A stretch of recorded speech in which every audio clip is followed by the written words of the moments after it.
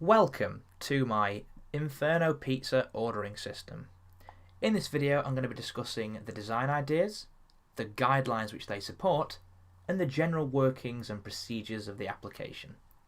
So when you first load the application you can see there are 4 buttons on the main menu with a consistent layout, and these buttons each have a distinctive label which signifies the action that they, or the page which they go to. So if we start with the About Us page, clicking this there's a very quick loading time onto the next page which has a different background yet has a consistent layout similar to what you've just seen on the main menu. So going through that you can see that the page starts with a logo, the official Inferno Pizza logo, then we have a header in white text on a red background which is styled into a torn piece of paper.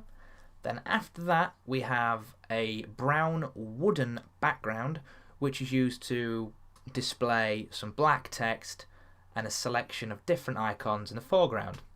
It's important to highlight that the language used on this page is quite complex, however it's not supposed to be something that the user has to read, which they can read in their own time. So moving on to the specifics of this page, the icons are used to help add meaning or anchor meaning to what the text is saying, and all of the icons actually relate to the theme and genre of the application, which is obviously in our case pizzas. So you can see that all of the icons on the text are aligned specifically based on the styling of the page.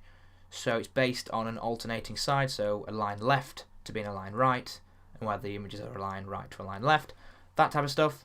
And other than that, that is the About Us page. It's important to also highlight here that if I press the back button, it does what it's supposed to, and the code hasn't been changed, so that relates to one of the guidelines which states that the back button shouldn't be changed and it should carry out the task that it's supposed to. Also, if I press the home button, relating to another guideline, you can see that eventually it goes back. Also, back in terms of if the application isn't closed down, it will return back to the user and the app state, original state.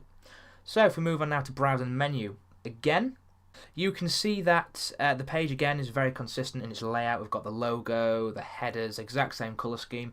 However, this time it's a bit different in a minute, as you'll see. You can also see that we've used a different background image again. So for each of these main processes or different pages of the app, we use different washed out background images. So moving on to what the page actually consists of.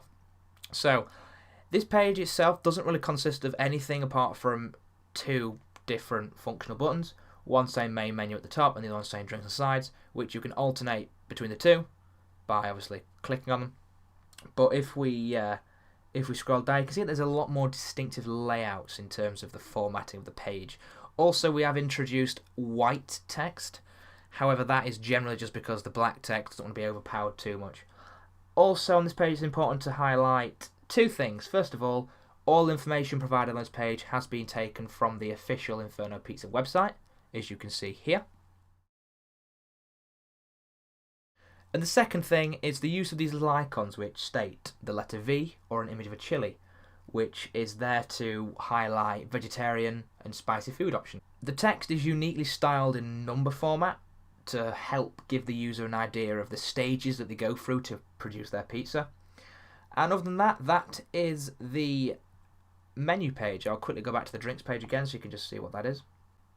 Same background as it's the same section of the app, but again, consistent layout, and this page just displays the exact same information just based on the side, desserts, and the drinks. So if we go back, and we go back again, and we go back again, and we go back again, that is the only downside to that sort of feature. No matter how many times you sort of click between those 2 buttons, you will have to go back each time, but that is generally because we haven't implemented a separate back feature on the app, as design guidelines state that the back button should be purely used for going backwards. So if we move on to the Contact Us page, again you will see that the background has changed, again because it's a new section of the app, but the consistency of the styling and formatting and colouring of the page is kept the same.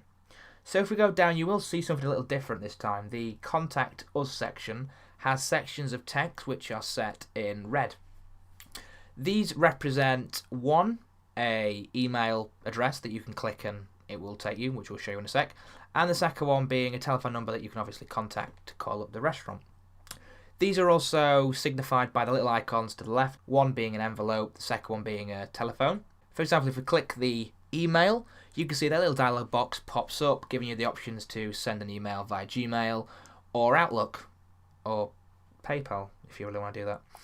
Then if we go back and click the telephone number, you will see that this opens up the dial pad, and that number is an invalid number if I was to call it, but I'm not going to for the basis of this. So if we go back to the application, you can, yep, it's very, very fluent, it's very, very clear. If we go back again, back to the main menu, and now we can move on to the actual ordering of food. So as this is quite a big process, I'm going to try and go through a lot of the repetitive steps quite quickly. So when you first go onto the page, you're greeted with a keyboard and a nice little set of instructions that tell you what to do when you first load up this process. So you're asked to provide a name. So for this name, we're going to use the name Bev. Oh, my little Android man's in the way. I can't press the enter key. There we go. And basically, now you're asked to select what type of order. So for this first attempt, you're going to take a seat.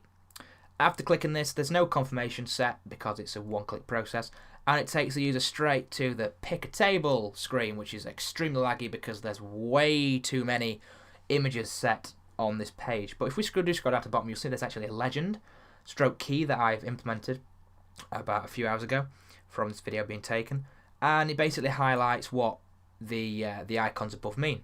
So for the basis of this, and as this is a prototype build, it's important just to signify that none of the buttons below the first row will actually work, just because of the amount of code that requires, and it's a very repetitive process. So if we select table 4, for example, a confirm box will appear asking you if you want to confirm table 4 for 6 people, as it is a 6-person table. If you click yes, obviously you'll now see that the image has changed and a new screen appears. If we were to go back, you will also see that cross stays there, and if we are to pick a different table, that is then overwritten and the other image disappears. Move on to the next page, pick your sources. This page I chose to add 2 different types of scroll bars, a horizontal bar and the standard vertical scroll bar. This provides a nice little bit of functionality for the user, and it gives them just nice little touch and way of selecting what they want. So for this exercise, we're going to select spicy tomato sauce. So in terms of the Cheez-Its, we're going to go for Parmesan and ricotta. Also, you'll notice here that I've actually implemented a confirm selection button at the top. This is because it allows the user to select more than one actual cheese. This is also repeated on the rest of the next steps. So after this step, I will be basically quickly rushing through the next few things. So you can see there we've selected a selection of about 3-4 cheeses. If we confirm it, the box pops up an alert to the user. And we're now on to the vegetables. It's important that what I'm actually going to show you now, if I quickly do this, the back button will dismiss any dialog boxes that pop on the screen, which relates to another design guideline. And if I am to press yes, the application will store the vegetable as a blank value, meaning you've not selected any. So if we pick our meats really quickly, we're going to pick char grilled chicken.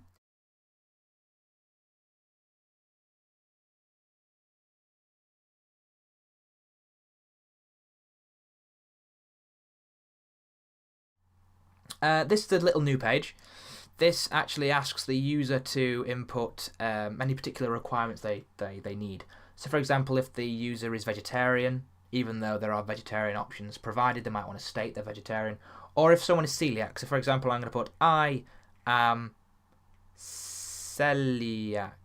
I can't spell to save my life. Celiac. Celiac. Is that how you spell it? It's either 1 L or 2 L's, I don't know. My little guy's in the way again. So we're going to say I am celiac, and we're going to confirm this. And you can now see that from the confirm page, everything we've just inputted is now displayed from a real-time database on the confirm order page. It's also important to point out that because we left the vegetables blank, no vegetables are obviously displayed on our order.